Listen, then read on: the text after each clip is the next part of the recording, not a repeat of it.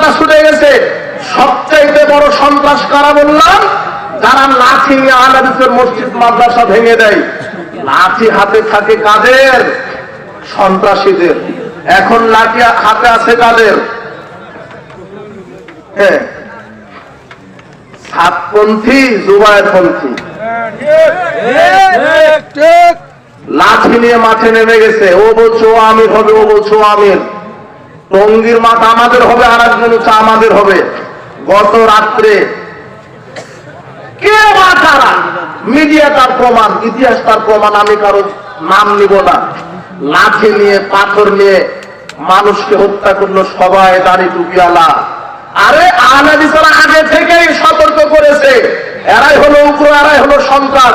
যারা মসজিদ ভেঙে দিতে পারে তারা তো মানুষকে মারতে পারে, এটা তো স্বাভাবিক ব্যাপার। ইসলামের নামে লাঠি হাতে নিয়ে মানুষকে মারছে রাতারাতি। গত রাত্রের ঘটনা, 7 জনকে মেরেছে। যে মেরেছে সে তারও মুখে দাড়ি টুপি, যাকে মেরেছে তারও মুখে দাড়ি টুপি। রাসূল বলছেন এমন একটা সময় আসবে হত্যাকারী জানবে না কেন হত্যা করলাম, নিহত ব্যক্তি জানবে না কেন নিহত হলাম, উভয় জাহান্নামে যাবে। আশ্চর্য কথা বলছিলাম, আল্লাহ সুবহানাহু ওয়া তাআলা চাদর মাঠে কালেকশন, জান চাদর দেন বলছিলাম।